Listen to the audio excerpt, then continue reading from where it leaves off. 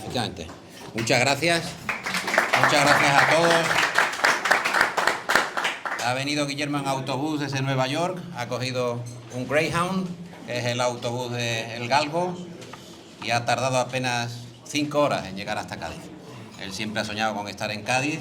De hecho, durante mucho tiempo ha tenido incluso algunos sueños. Él se levantaba y decía Diario de Cádiz, la cepa gallega, y ahora ya dice las banderas directamente.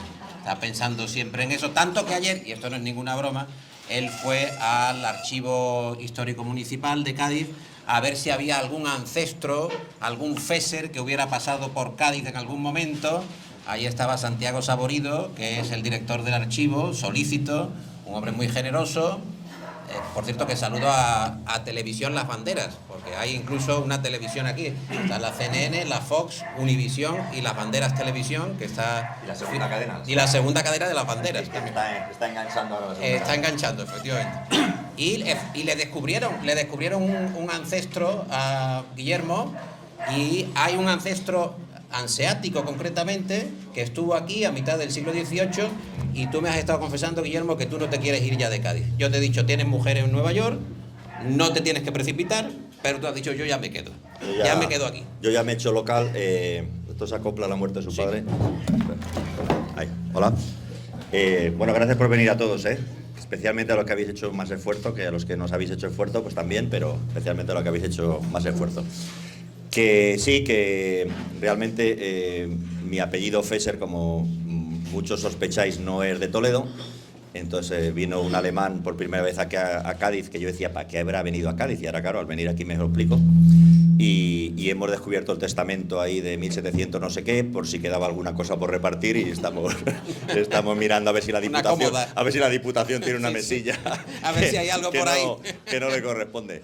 Pero aparte de eso, seré breve, pero me une a Cádiz una historia muy, muy tierna, y es que mi padre, que era aparejador, que es gente que apareja, o sea, que son los que van a las obras y suben por el tejado y tal. Los arquitectos son los preparados, listos y tal, y luego alguien tiene que saber cómo se hace eso, que era mi padre concretamente. Y entonces le mandaron la primera obra que hizo, que no sé cómo la terminaría, claro, la primera fue la ampliación del puerto, que mi padre, claro, era un señor mayor y en aquella época era joven, pero que hace mucho tiempo, en los años 50 por ahí. Y todavía no estaba casado con mi madre, era novio, se llevaban bien y tal, y había buena relación. Y entonces mi padre vino aquí y hizo el nuevo espigón del puerto, que yo lo estaba buscando, pero como lo tienen todo cerrado con llave, porque ahora es de la zona franca de no sé qué, que yo creí que franca ya no estaba, pero por lo visto sigue aquí, pues no he podido entrar. Pero bueno, que hay un espigón allí que hizo mi padre y tal, y mi madre me contó que ha cumplido 100 años la señora ya, pero tiene buena memoria. Me contó que vino a verle de novia, y cuando llegó y vio el espigón, como el Papa, se cayó de rodillas, le dio un beso al espigón y le dijo a mi padre, cariño, has ampliado a España. y entonces, claro, yo he tenido que buscar el espigón para mandarle a mi madre la foto y tal, pero lo he hecho de otro espigón que ni es ni nada, pero que ella, como con 100 años no se va a fijar, pues le va a hacer la misma ilusión. Un espigón de pega, es increíble la historia, verdaderamente. Bueno, hay que decir que cuando se presenta cualquier libro, lo normal es alabar al libro en cualquier circunstancia, hacer ver que el libro es un libro irrepetible, que es una obra capital. Y me estoy acordando de lo que hizo Cela con Raúl del Pozo, que presentó Noche de Tahúres, que era una novela sobre el juego y la noche madrileña y cómo se iba a los garitos y, en fin, y golfeaba. Y entonces le pidió a Cela, que estaba con el Nobel reciente, Camilo, ¿te importa presentarme el libro? Y le dijo, en absoluto, pero yo la novela no la voy a leer. La novela yo no la leo, tú no te preocupes porque te voy a hacer una presentación cojonuda. Y bueno, pues Raúl dijo, bueno, pues si tú me lo presentas, sin problemas. Fueron, y lo primero que dijo Cela es, estamos ante la mejor novela del siglo XX. Y no había leído ni una letra. Y dijo Raúl del Pozo, me compré un chalet en Marbella. Pues esta es la clave, Guillermo, yo no quiero interrumpir. La novela es fabulosa, sí la he leído, es verdad que la he leído. Yo me voy a comprar una guardilla entre Bujeras. Sí. Con que te compres un piso en Cádiz ya vale. Una torre mirador, a ver si da para una torre mirador. fin. Pero... No, pero es magnífica también. La novela es magnífica. No hay que ser modesto. No molesta en esto. nada, No hay que ser la dejes donde bien la dejes, editada, es buena. buena tapa, buen papel. Sí. La novela Además es muy que, buena. fíjate que es una novela de un barman, ¿eh? Y tiene buenas tapas, o sea Está todo hilado. Todo lleva a su curso. Todo lleva su curso. Marcelo, que es la historia de un barman, efectivamente, del Oyster Bar. Cuando se habla de Nueva York y se habla de la Constitución de Estados Unidos, fíjate que estamos en un bar en Cádiz. Pero ¿cuándo se habla de eso? Yo no hablo de eso. Sí, tú hablas constantemente. Se habla de el poco tiempo que tiene el país. Estamos en un bar que es de 1892, antes de la fundación de muchos de los estados. La cerveza espero que sea más moderna. Sí, mucho más moderna.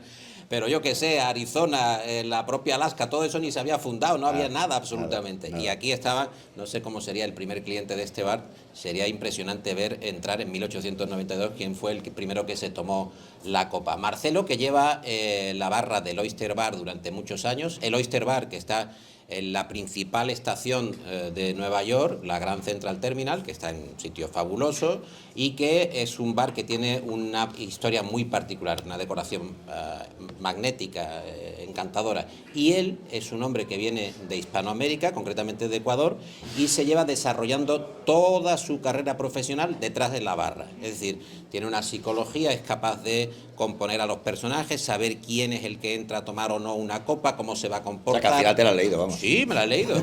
Y lo interesante de esto es que tú te acercas a Marcelo, le propones la posibilidad de escribir la novela, pero él recela de ti, porque hay ya otra, digamos, serie de tentativas que le han pedido, oye, otro que viene a decirme que quiere escribir mi vida, y es tu propia mujer, a esta que la tienes que atender, tienes que volver a Nueva York, no puedes quedarte aquí, la que te anima, Sara, a escribir la historia de Marcelo. Así es.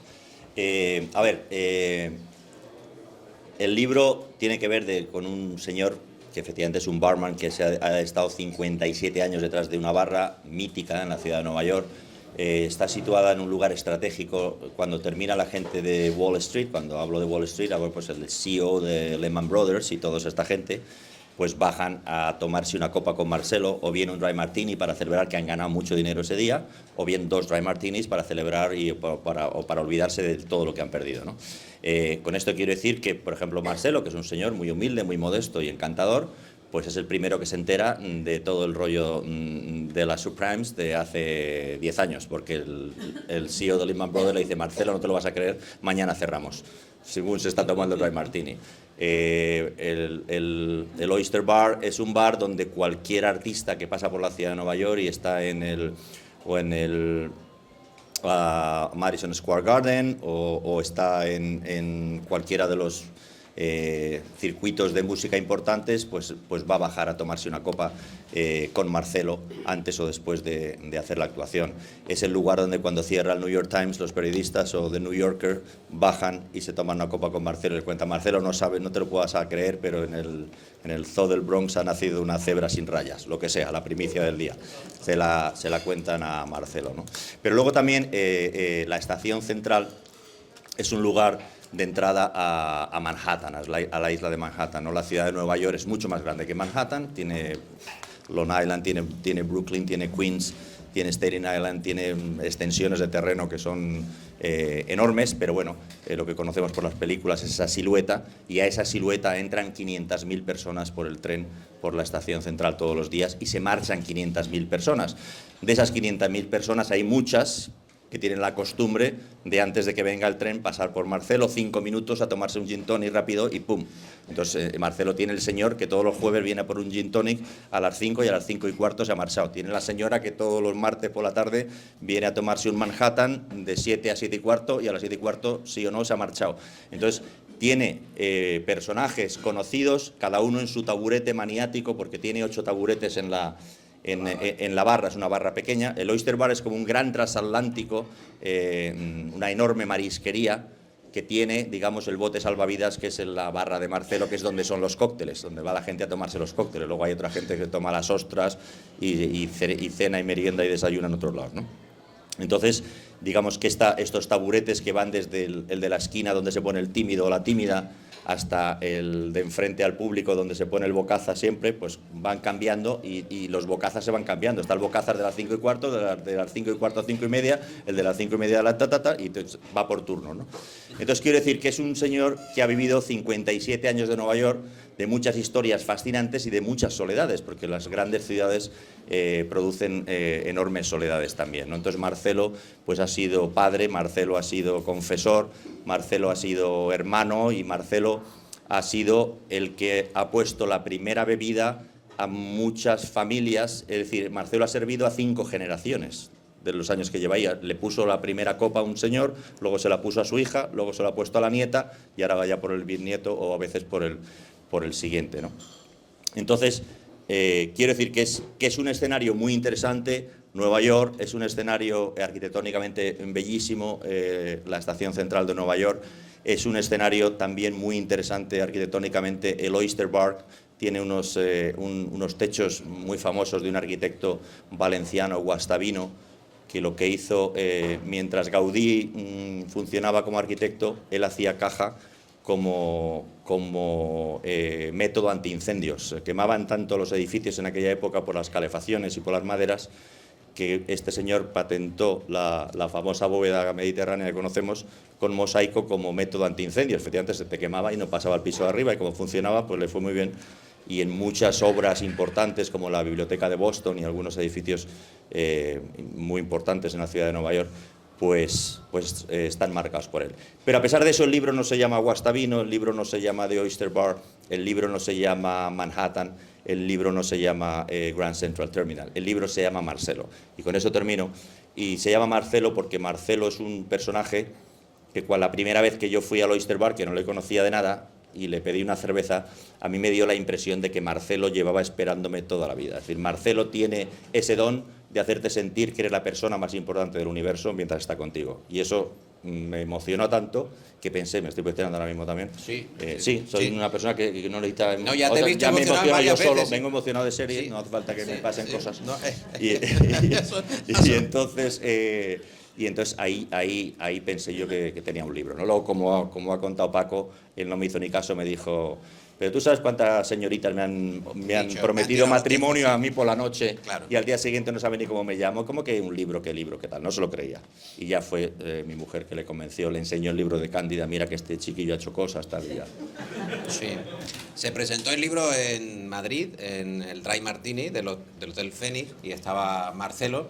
Y esto que ha contado Guillermo es rigurosamente cierto, porque cuando él estaba charlando se emocionó al ver a Marcelo, que venía además porque le gusta mucho el fútbol, hay que decir, él tiene una gran pasión futbolera, le gusta el Real Madrid concretamente, y llevaba una corbata donde se veían balones de reglamento, yo creo recordar, él tenía una estética muy particular, y Guillermo al verlo allí, porque tiene una categoría humana excepcional, aquí el compadre, se emocionó tanto de sus propias palabras que lloró.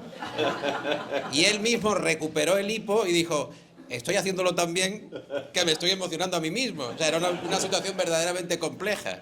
Y Marcelo también se emocionó. Claro, realmente eso no está grabado por la televisión de las banderas, pero se podría haber grabado. Porque fue un momento histórico. Lo que sí está grabado es que Marcelo le encanta el Real Madrid y soñaba que iba al Real Madrid. Entonces le invité a ver el Real Madrid y coincidió que era el último partido de Liga. No era un partido grandioso, pero bueno, era el estadio y era el Madrid.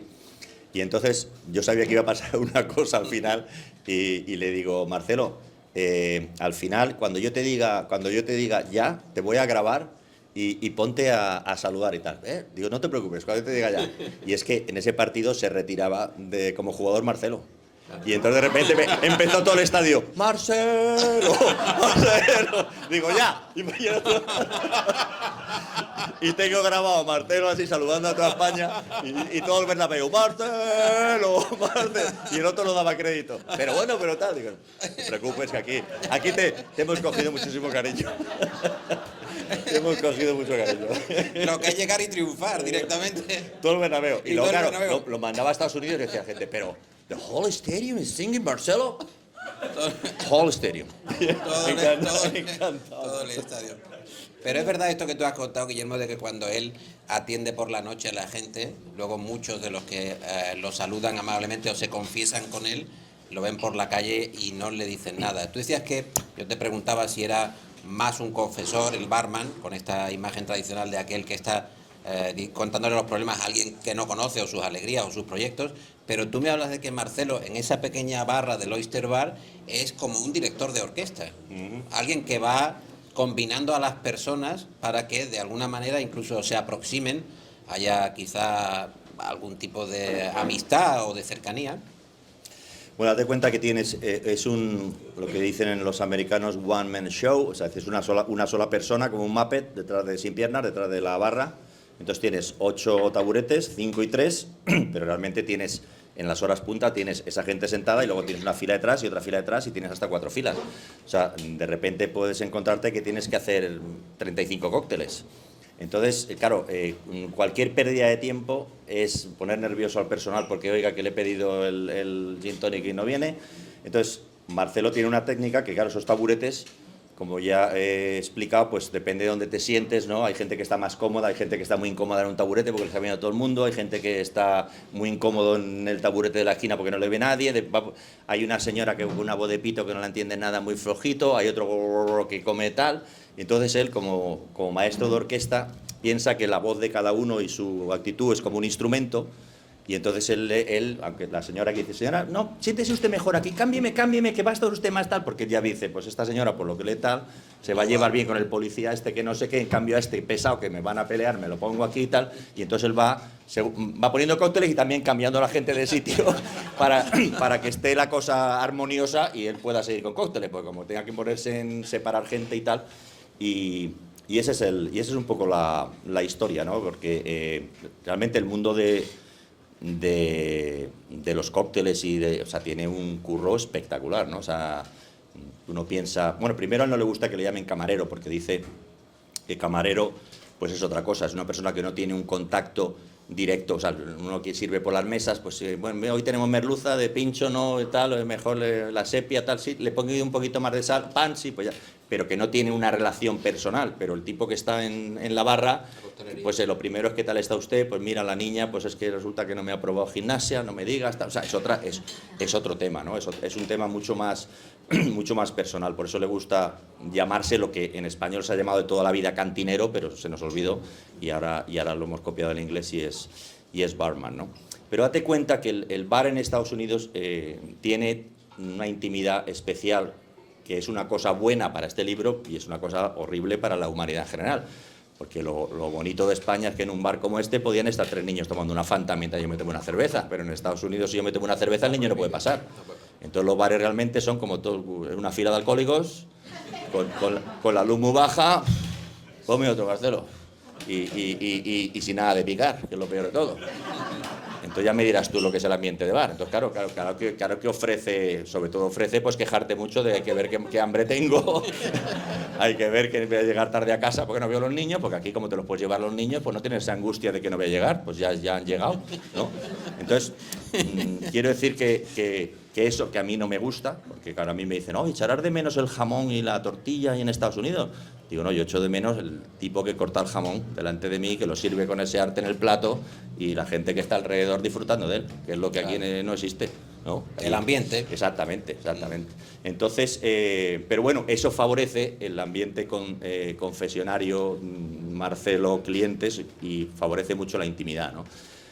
Y eso significa que al final pues eso se traduce en el libro, que es un libro más de emociones, no es un libro, yo podía haber contado aquí anécdotas, Marcelo tiene anécdotas con cualquier famoso que tú quieras, yo podía haber contado aquí, y cuando vino Paul Newman no sé qué, y cuando Jackie Kennedy, y he pasado olímpicamente, yo aquí lo que he contado es las emociones de un señor, pues eso, que te recibe y que te trata bien, y lo que significa eso, ¿no? La importancia de los pequeños detalles en la vida, ¿no? De eso va el libro de Marcelo, va de emociones.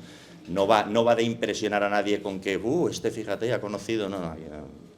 Hemos omitido nombres, se menciona alguno de pasada pues porque venía bien para la narración, pero no es un libro de anécdotas ni de impresionar a nadie sobre Nueva York ni sobre nada. Es un libro que podría haber pasado ahí, o podía haber pasado aquí, o podía haber pasado en un pueblecito de Nigeria. O sea, es un libro de relaciones Es un gran humanas. libro. Es un gran libro. Es Es la gran mejor libro. novela que ahora mismo. ¿Calidad-precio? Ahora mismo, calidad-precio total. Calidad-precio ahora mismo yo... Y a 22,50, justo al final de la sala, la está vendiendo la librería Quorum, que es una de las librerías Pedazo de referencia. librería, ¿eh? Pedazo de librería. Pedazo O sea, de no librería. hay duda que hay que salir todo el mundo con el libro por la puerta. Sí. Ya hablaremos de lo demás, Guillermo. Bueno. Lo que te digo, que hablas mucho del el crecimiento del poderío de los hispanos, de la presencia de los hispanos, y en el libro también hay un canto a que toda esta gente que ha venido dejando mucho atrás y abriéndose paso con muchísimo esfuerzo, realmente están haciendo el trabajo duro del país. Gente que se está dejando literalmente la espalda, trabajando en aquellos empleos en los que, vamos a decir, los más potentados de la sociedad estadounidense, que son una cosa muy diversa, no están dispuestos a asumir. Marcelo es una referencia también en eso, porque es un hombre que ha trabajado durante toda su vida. Ahora se acaba de jubilar, vive enfrente de Manhattan, porque él es de Nueva Jersey, y ha ido toda su vida a trabajar día tras día y a sacarse la vida adelante. Sí, Marcelo es muy parecido al personaje que yo escribí la biografía aquí en España, Cándida, ¿no? Son gente, coinciden en una cosa, ¿no? Es gente que renuncia a su propia vida porque la gente que viene detrás la tenga, ¿no? Es un sacrificio enorme y eso se puede hacer con amargura o se puede hacer con la felicidad que te da ver que tus hijos salen adelante, ¿no? Es el caso de Marcelo y fue el caso de Cándida. A Cándida le salieron unos para adelante, otros para atrás y otros para los lados, pero bueno, la ilusión la llevaba, ¿no? Si tú vas a Disneylandia, o sea, vamos a ver, Estados Unidos se resume muy fácilmente. Solo hace falta ir a Disneylandia y tener los huevos de quitarle a Mickey Mouse la careta. A ver quién sale debajo. ¿Sale un hispano? Eso es Estados Unidos. Eso es Estados Unidos. Los que curran en las obras son hispanos, los que están en las cocinas de los restaurantes y de los bares son hispanos, los que recogen la fruta en los campos son hispanos, los que están en los mataderos desollando a los animales y partiendo los trozos de carne son hispanos. Es el motor de Estados Unidos actualmente, ¿no? Y cuando estaban a punto de ser reconocidos por eso, no porque el resto de la humanidad que vive en Estados Unidos fueran muy generosos, sino porque esa gente ya empieza a tener frutos, es decir, ya sus hijos son graduados universitarios, ya sus hijos son igual de estadounidenses que Abraham Lincoln, ya no les puedes decir vete a tu casa porque su casa es esa, pero sin embargo tienen a papá y a mamá que son hispanos y tienen orgullo de sus raíces hispanas y no les preocupa nada el ser bilingües o el decir cosas en español porque te pueden responder en inglés,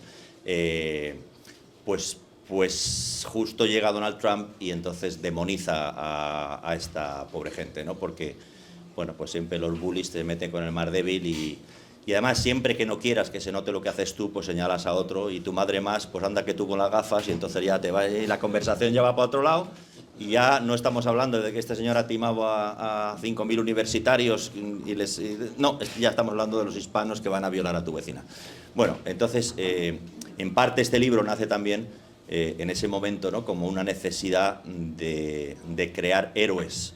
Este libro ha nacido con el deseo, que esperamos que se cumpla pronto, de que esté en inglés y esté en Estados Unidos, que son la gente que los tiene que leer, ¿no? O sea, los libros los puede leer todo el mundo y yo estoy encantado que los leáis vosotros, como no, pero quiero decir, profundamente dentro de mí la necesidad, o sea, lo que yo puedo contribuir a la humanidad con este libro, aparte de que si alguno de vosotros pues lo disfrutáis, me parece bien, es a cambiar alguna conciencia en Estados Unidos, ¿no? Si lo lee gente que entienda lo que pasa con esta gente, ¿no? Lo honrados que son, lo maravillosos que son y lo dispuestos que están a contribuir para el país y lo que están contribuyendo, ¿no? Y lo poco que se les reconoce, ¿no? Entonces, es un poco necesitas tener ejemplos, ¿no? de gente que le vaya bien, pues si eres un niño o una niña de 5 años y ves que eres negro, pero que hay un negro que es presidente de Estados Unidos, pues sales de casa con otro ambiente. Pues si tú eres hispano y ves que Marcelo, o sea, porque no todo el mundo tiene que ser presidente, que se puede también ser un señor cojonudo y ser camarero o ser repartidor del gas. Pero lo que hace falta es ver ejemplos de gente digna. Entonces, si tú ves que hay ejemplos de gente digna y gente que tiene unas ideas en la vida que a ti te gustan y que puedes compartir, pues entonces te viene muy bien, ¿no? Entonces, en ese sentido, el libro está en español ya en Estados Unidos, pero los que hablan español no son los que tienen que enterarse de esta historia, película, ¿no? sí. Son los que hablan inglés, y en eso estamos. Pero bueno, que es una historia muy, muy universal y muy... ocurre ahí, pero podría ocurrirnos a mucha gente, y yo creo que mucha gente que haya currado toda su vida, o que haya tenido una madre que ha currado toda su vida, o que haya tenido un tío que ha currado toda su vida, o que tenga un hijo que esté currando ahora mismo, se puede identificar con ello perfectamente. Hace poco estuve hablando con unas profesoras, digo, por esto de la importancia de la profesión relativa, con lo que es tener buena fe o ser buena persona, ¿no? Y la profesora me decía que le hacían preguntas a los chavales, ¿qué quieres ser de mayor?, ¿no? Y decían, dime un par de opciones. Y decían, por ejemplo, repartidor de pizza y abogado, ¿no? Son dos cosas verdaderamente contradictorias, ¿no? Astronauta o futbolista, ¿no? Y ya levantó uno la mano y dice, yo jubilado. Dice, ¿jubilado para qué? Dice, no, porque veo que mi abuelo va gratis en el autobús de línea. O sea que cada uno tiene una idea sobre lo que puede ser. Pero tú has estado en los colegios también, porque has hecho giras por distintos estados de Estados Unidos, contándole precisamente a estos chavales que son hispanos y que quizás no tengan una conciencia despierta sobre lo que realmente ha aportado toda esa sangre hispana a la construcción del país. Y cuando tú entrabas en las clases a hablar de Bernardo de Gálvez, se iban los profesores. Se iban los profesores, pero... diciendo, ya viene el payaso, tenemos media hora para el bocadillo. No, pero en el momento en el que efectivamente tú entrabas en la clase, los chavales estaban como acucharados. A ver qué rollo nos va a contar este que viene, de dónde viene este y tal. Y cuando tú empezabas a hablar de Bernardo de Gálvez, de la importancia que ha tenido la contribución española o la contribución hispana en general a todo ese crecimiento, ellos empezaban a tomar otra actitud diferente, ¿no? Sí, aquí nos pasó una cosa, bueno, nos han pasado muchas cosas, pero sobre todo nos ha pasado que no nos han dicho nada de lo que les pasó a los anteriores. Yo alucino, o sea, de lo poquito que he aprendido de Cádiz hoy, o sea, de cuántas cosas que no me han explicado jamás en el colegio para nada. Y es que de toda la historia, o sea, de la historia de América no sabemos nada. Sabemos que en el 98 perdimos Filipinas y Cuba y que a Unamuno le dolía España, pero no nos contaron nada más. Y luego, pero y todo lo anterior y lo que fue esto, con el comercio, con los galeones, con nada, o sea, absolutamente nada, ¿no? Es absurdo, ¿no? Bueno, pues allí menos, ¿no? Allí ocurrió que en 1862 los franceses habían invadido México. No sé si sabéis que los franceses no solamente invadieron esto, sino que invadieron más sitios y se fueron tan lejos como México, con la intención de hacer un imperio ellos mismos allí que de alguna manera pues contrarrestara al imperio naciente que era Estados Unidos, ¿no? Le salió mal la cosa a Napoleón III y bueno, pues en Puebla, que ahora lo celebran mucho el 5 de mayo, con cerveza Lagunitas, pues les echaron, ¿no? Y claro, les echaron, pero dejaron dos cosas. Una que está bien, dejaron los mariachis. Mariachi es la traducción hispana de mariage, que es el casamiento en francés, y los franceses les gustaba casarse con un grupo de músicos disfrazados y los llamaban los mariage, y los mexicanos se quedaron con los mariachis y ahí estamos todavía, y eso ahora mismo pues gusta mucho en películas y en algunos restaurantes que te ponen tacos de Tex-Mex. Pero luego también dejaron una cosa fatal, que nos vino muy mal, que es el concepto de latino. Claro, los franceses, para poder estar en América, pues claro, era Hispanoamérica, que era todo hispano, que lo habían hecho todos los hispanos, habían hecho los belgas un poquito, los italianos un poquito, los franceses un poquito en Haití, pero que no pintaban nada. Entonces pensaron que al poner el término de latino y cambiar Hispanoamérica por Latinoamérica, pues ya ellos ya tenían algo que ver porque eran latinos igual que nosotros. Y esto no cuajó, como digo, porque los echaron de México, pero los americanos, que ya le estaban echando el ojo a Cuba desde hacía tiempo, que les venía bien, pues dijeron, hombre, pues esto de llamar latino, tal, claro, al meter el concepto latino, que es como llaman hoy a los hispanos, pues pierdes todas las raíces históricas de la hispanidad. Es decir, nos borraron de un plumazo el que habíamos hecho allí autopistas, que son los caminos reales, el que habíamos hecho allí catedrales, el que habíamos construido universidades, y se convirtió latino pues en una señora en bikini y en un tío jugando al fútbol. Y entonces eso, pues como no tiene cultura y tal, pues si te dice uno que son malos, pues que se vayan, que tampoco han aportado nada, ¿no? Y entonces la lucha un poco ahora es, primero, recuperar el término hispano, que se asocia con Cervantes, mientras el término latino se asocia solo con reggaetón. y que no está mal tampoco, pero la idea es coger a Cervantes y a Regueto al mismo tiempo, no uno u otro. Y la idea también es, en ese espacio, recuperar las raíces, o sea, que la gente sepa las raíces, profundas raíces españolas e hispanas que tiene Estados Unidos y las disfrute, ¿no? Esa era mi labor en los colegios. Yo descubrí que había un personaje que se llamaba Bernardo de Gálvez, que era el gobernador de Luisiana en la época de la Guerra de Independencia de las colonias. Y si este señor no hubiera ayudado a Washington, Washington está todavía por aquí pidiendo ayuda, vamos a ir luchando con los ingleses, vamos, no gana la guerra Washington sin la ayuda española, pero vamos, ni para Dios. O sea, lo que pasa es que luego no nos lo han contado. Pero esa es la verdad, ¿no? Y entonces yo utilizo este personaje no para decir en los colegios, oye, que ganamos nosotros, que Bernardo de Gálvez, sino para que la gente de origen español o hispano supieran que pertenecían a Estados Unidos con el mismo derecho que el resto de los personajes. O sea, que estaban, que eran primero, éramos los primeros que habíamos llegado allí y que habíamos hecho cosas muy interesantes y que ellos cuando venían a Estados Unidos no venían a un país extranjero, sino que volvían a casa, ¿no?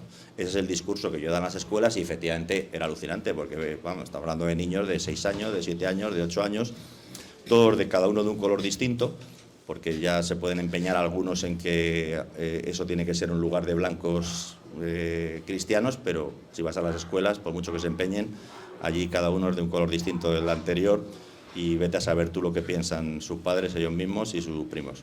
Entonces la diversidad es una realidad en Estados Unidos y a esa gente, cuando ves a los hispanos allí que le veías un poco apenados porque están, bueno, pues sobre todo en los colegios de la frontera, ¿no? Del Golfo de México, pues les ves un poco como apenados de segunda clase. Cuando empezamos a contar la historia esta y qué tal, pues era muy bueno, porque a la niña o al niño mexicano de repente de estar así como aburrido, tal, que se ponía de repente interesado, y el de al lado decía, pero el gilipollas a ver si al final resulta que tal, y entonces, ¿no? Y se producían cambios de actitud en unos y otros, y nada, y era una maravilla, porque solo con que hubieras cambiado a 2 personas, al que miraba mal y al mal mirado, pues ya te ibas. Y luego se producía una cosa muy buena. Estaba diciendo, y es verdad, que la señorita suelen ser señoritas, pero también hay algún profesor, pero suelen ser, en los cursos pequeñitos suele ser la señorita. Y la señorita efectivamente está de niños hasta los huevos, claro. Imagínate tú ir todos los días al colegio con los mismos niños, 6 horas y media, lo que tengan que estar ahí, por mucho que quieras a los niños, o sea, tienes unas ganas de estrangularlos que no pueden más. Entonces si viene el payaso, que viene, que te lo manda a la editorial, que ha hecho un libro y tal, no sé qué, aunque no tenga los zapatos grandes, dices, pues esta es la mía. O sea, me voy al baño, llamo a mi novio desde la terraza y me saco unos crequitos de la máquina. Entonces, claro, yo lo veía, llegaba ya, muy bien, enhorabuena, tal, y se iban deslizando por la pared, bueno, acercándose a la puerta, con ganas ya de salir volando y decir, bueno, en 45 minutos, no, pues nada, hasta luego, machote. Que yo lo entiendo, porque yo hubiera hecho lo mismo. Pero, como yo empezaba a hablar de estas cosas que nunca les han contado a ellos tampoco, pues yo notaba que la señorita se iba hacia la puerta y tal, pero que de repente se iba ralentizando, que ya abría la puerta, me metía la pierna, pero de repente volvía a meter la pierna, cerraba, volvía y se ponía a mi lado y me hacía preguntas. Entonces, quiero decir que no solamente es una pena que no nos hayan enseñado tal, sino que es que además es que es una historia apasionante, porque es que es un momento en la historia en que hubo mucha gente que hizo muchas cosas que no te caben en la cabeza que las pudieran hacer. Entonces, bueno, me parece muy bien recuperar esa historia, pero no me parece recuperar esa historia para reivindicar nada, sino simplemente para poder mirar hacia el futuro con tranquilidad y sin que te dé la vara ningún pesado. Sí, para poder explicar mejor las cosas, obviamente. Me puede contar que Cádiz fue el primer consulado de Estados Unidos en España y que las mercancías entraban y que se cambiaba pasa, harina por pescado o por madera de roble para el propio vino del marco de Jerez y de Sanlúcar.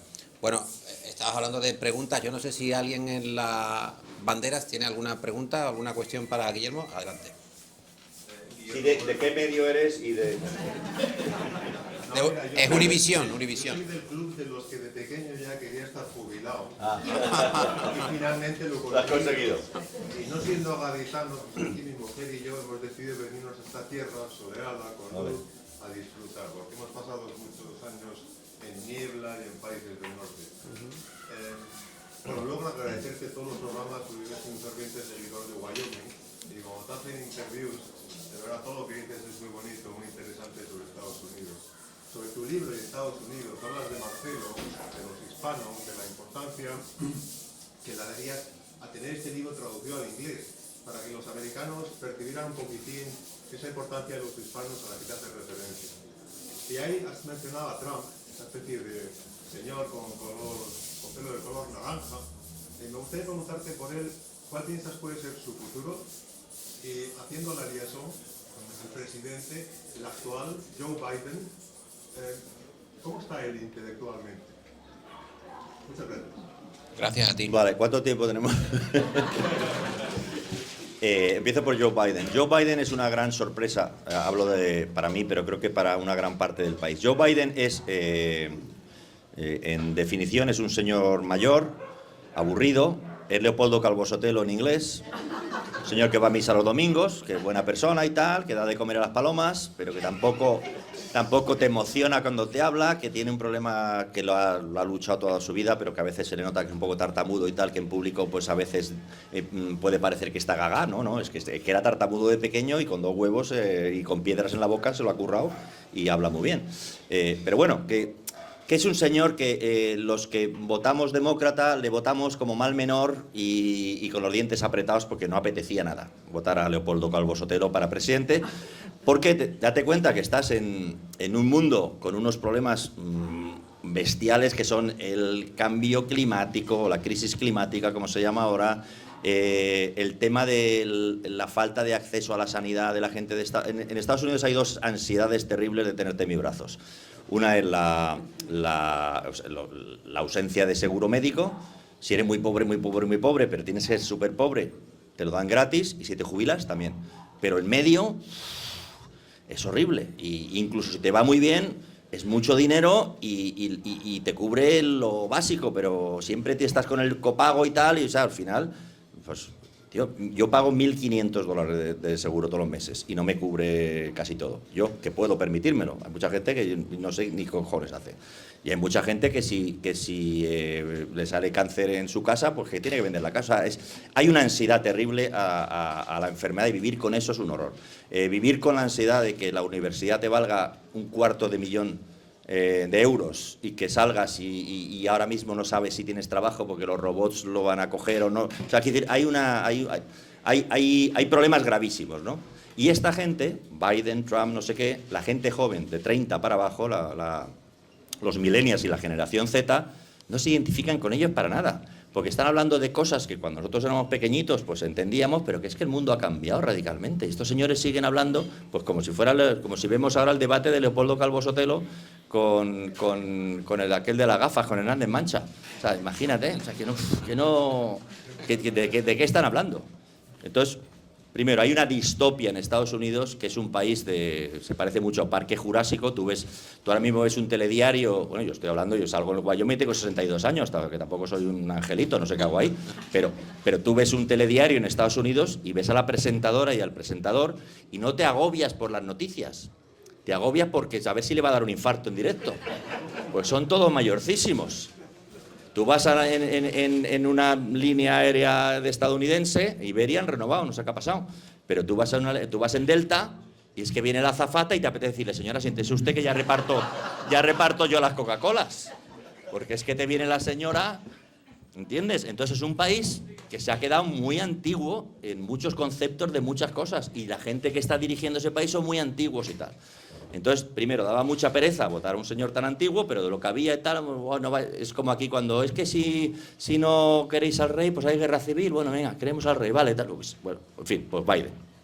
Ahora, Biden ha sido una enorme sorpresa, o sea, no ha habido un presidente más progresista en la historia de Estados Unidos, jamás. O sea, pero Obama, pero a años luz.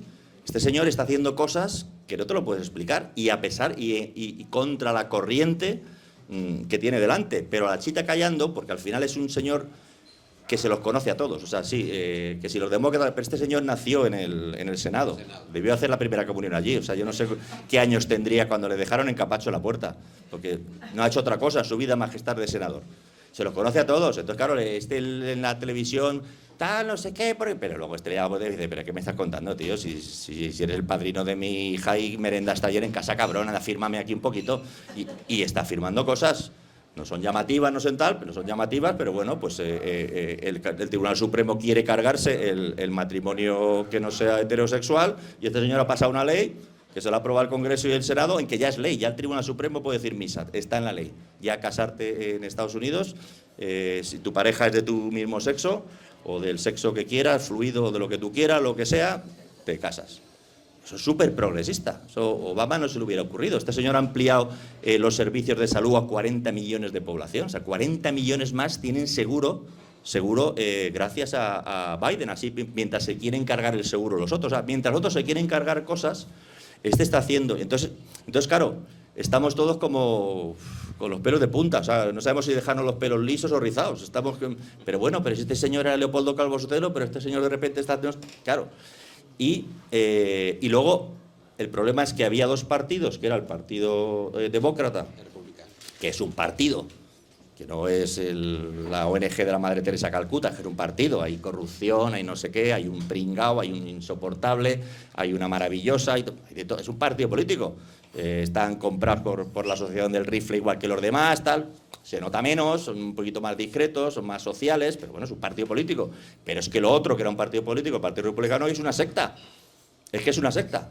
Es una secta que creen que Hillary Clinton cogía niños bebés en una pizzería, es que eso lo creen. Y les quitaba el corazón para vendérselo para hacer aspirinas en no sé. Bueno, es una gente muy rara.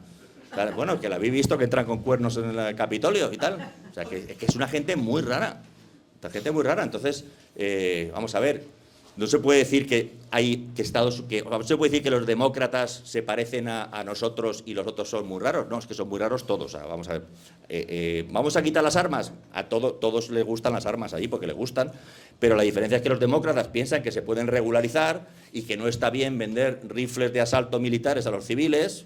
Una cosa es que le vendas una escopeta para matar un ciervo y otra que tal, y los otros no, los otros quieren que lleves 2 granadas. Y es que vas a un McDonald's, bueno, yo no voy a McDonald's, pero da igual, entran igual en el Dunkin' Donuts. Vas a un café con un donut y al lado hay un señor en bermudas con 3 pistolas. Y dice, ¿pero esto qué es? Sí. Es que de aquí ha bajado. Entonces, eso te produce un estado de ansiedad, que haya un señor ahí con 3 pistolas, ¿no? 2 donuts, por favor, pero con 3 pistolas. Y te bueno, ¿no? tú sabes que hay algunos estados en los que en esas hamburgueserías hay carteles donde se pone, por favor, el resto de la clientela quiere comer tranquilo. No lleve open carry, quiero decir, no muestre la pistola, porque además eso genera una tensión social en el momento en que uno va conduciendo. Cuando uno se enfada, si tiene un arma a mano, pues estas cosas que aquí no llegan, porque llegan las grandes matanzas, los grandes desastres de uno que ha perdido la cabeza y se dedica a matar a 15 o a 20. Pero en el día a día hay un montón de pequeñas discusiones que en ciudades del oeste se resuelven porque uno lleva la pistola y no le ha servido bien el café y saca la pistola. O en el Walmart, cuando va a comprar cualquier tipo de comida, no le dan lo que quiere, o viene con el cable cruzado y acaba disparando a alguien de una manera absolutamente... Y esto que decías de la vejez, claro, la vejez también es interesante verla en el sentido de que es un país con tantas contradicciones y con tantos atractivos a la vez, porque ves la necesidad de que alguien que aquí no tendría por edad el carnet de conducir tenga que utilizar el coche para seguir manejándose en su vida. Entonces ves a gente montada en el coche, conduciendo millas y millas, y cuando salen de conducir cogen un andador y se van andando por la acera o con un bastón, apoyado en el bastón. O a gente que hay que trabaja en Macy's, en los grandes almacenes, todavía de lujo, con 85, 87 años, porque tienen necesidad de seguir trabajando para poder seguir alimentándose, básicamente, ¿no? Entonces, es interesante. Sí, yo creo que hay una guerra, termino ya con es posiblemente la respuesta más larga que se ha ofrecido en esta taberna a lo largo de 20 años de tertulias, pero... sí, ¿qué iba a decir yo? Iba a decir, es muy interesante lo que voy a decir. Creo que en Estados Unidos hay una gran división ahora mismo, quizá en el mundo en general, con los grandes populismos, porque Estados Unidos exporta esto y lo exporta muy bien, el trumpismo lo exporta muy bien, aquí lo tenemos ya. Entre una gente que quiere tener un país y una gente que quiere tener un club privado. Entonces yo creo que ahora mismo la política de Biden quiere tener un país, y un país significa darle a los ciudadanos acceso a la sanidad. Él lo propone darle a los ciudadanos acceso a la educación. Él propone condonar la deuda universitaria, que es una vergüenza que esas universidades se supone que son para enseñar, se han convertido en Disneylandia, en un centro de negocios, y la gente sale efectivamente con unas deudas impagables. O que propone una regulación, aunque sea mínima, sobre los armamentos, porque no se puede permitir que un día sí y otro no maten a 7 niños en un colegio. O sea, es que no se puede vivir así. Entonces, eso es una gente que quiere un país. Digo que a la gente joven les parecerá antiguo tal, pero lo es lo básico, es que por lo menos quieren un país con acceso, ¿no? Biden ha aprobado una ley con consenso de los dos partidos de renovación de la infraestructura, que es espectacular. Es una ley que no se veía en Estados Unidos desde el presidente Roosevelt después de la Segunda Guerra Mundial. Es decir, Estados Unidos se caía a trozos.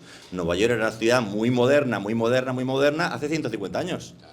Entrabas en cualquier ascensor de Nueva York y que tenía agujeros en el suelo y veías cómo te ibas para arriba.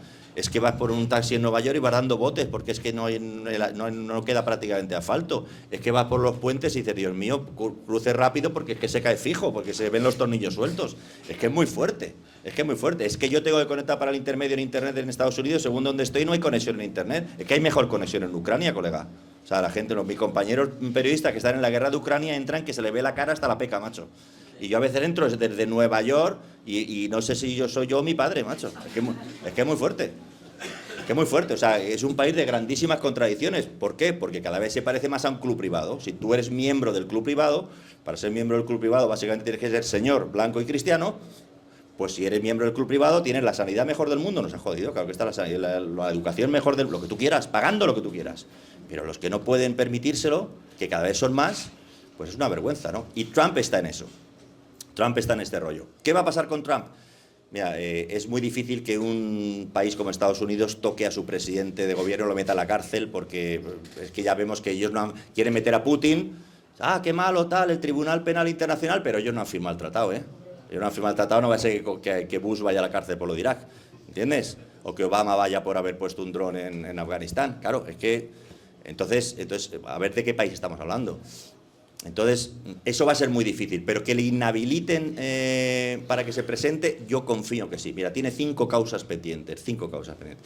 Tiene una causa pendiente ahora mismo y además están empezando a salir, ¿no? La primera es la de Stormy Daniels, esta que es una tontería, pero es muy importante porque es la primera vez que podemos ver a un presidente que le presentan cargos y que le ponen las esposas y que tiene que poner las huellas. Pero realmente es como cogieron al Capone, que le cogieron que no podían coger nada, le cogieron porque no ponía sellos en las cartas y era un crimen federal por no poner sellos, pues a este señor le cogen por haber utilizado dinero de la campaña, o sea, al final le dicen que como pagó a una prostituta para que, bueno, a una actriz porno, para que no dijera que había tenido una relación y estaba en campaña electoral y lo hizo con fondos electorales, que eso es engañar a los votantes. Es una causa, depende del juez que diga que sí, diga no, mire, lo que hizo es para que su mujer no se enterara, no tal, bueno, no sabemos. Pero le va a presentar cargos seguramente, pero es que luego vienen cargos muy serios, vienen cargos por haber incitado a un golpe de Estado el 6 de enero, que son muy fuertes los cargos y las pruebas son muy fuertes, vienen cargos por haber robado documentos de la Casa Blanca secretos y aparecer milagrosamente en Mar-a-Lago, vienen cargos por haber llamado al que sería ministro del Interior del estado de Georgia, para decirle que tenían que aparecer 11.000 votos que le hacían falta para ganar en el estado, que a ver que lo buscara y tal, que está grabado. O sea, vienen cargos, o sea, el cargo, por ejemplo, de lo de Georgia se llama racketeer en inglés, que significa crimen organizado, son 20 años de cárcel, ¿eh? ¿Le van a meter en la cárcel 20 años? No, pero luego no pueden no imputarle y no pueden no hacerle pasar la vergüenza y no pueden desacreditar. Entonces, confiamos, tanto la gente que no lo queremos como el Partido Republicano, que no sabe cómo quitárselo de encima, porque son unos cobardes gallinas, capitanes de las sardinas, y claro, es que Trump es mafia y no se ha presentado ningún candidato todavía, ¿eh? Que sí, que DeSantis, ¿qué tal? O sea, que no se ha atrevido. Están esperando a ver si se cae el solo y luego ya, ¿no? Como aquí, como lo de Rumasa, nadie se metía con él y tal, que lo quite Felipe González y luego ya cogemos. Pues es lo mismo, que lo mismo. Entonces, entre unos y otros yo creo que le vamos a empujar, pero ahí estamos. Bueno. No sé si hay alguna pregunta más. Pregunta breve. Breve, sí, porque además quiero agradecer expresamente, Guillermo, la amabilidad de Antonio Hernández Rodicio, que está allí tomando además una copa muy discretamente. Fernando ¿Será amontillado Pérez. o no? Será amontillado, probablemente, yo creo que Porque sí. yo he aprendido aquí la diferencia entre amontillado y manzanilla. El amontillado se toma por la mañana, a las 11, porque tiene más alcohol, y a la manzanilla a mediodía. Entonces tomas, la proporción es 1 a las 11 y 11 a la 1. Sí. Bueno, sobre esto decía Álvaro Domecq, cuando le preguntaban a la hora que había que tomar, ¿no? Cuando tú entras en un bar y dices, ¿qué hora es? ¿No? ¿Qué me tomo en función de la hora, no de lo que te apetezca? ¿No? Oye, pues te tomas lo que quieras. Y entonces él decía, yo me tomo la copa a la ina en punto, porque siempre se tomaba la ina realmente, con lo cual la marca era lo que dictaminaba la hora que tenía que hacer. Bueno, Antonio, muchísimas gracias por acogernos. Larga vida a las banderas, 1892 hasta 2023, ya llevamos un buen trecho andado, o sea, con lo cual es seguir adelante. Guillermo, aquí tienes los libros para vender y para que todo el mundo acabe con tu firma. Tu firma va a valer más que la de Spielberg de aquí a unos años, con lo cual todo va a salir. A vender. Muchas gracias a todos todos. por venir. Gracias.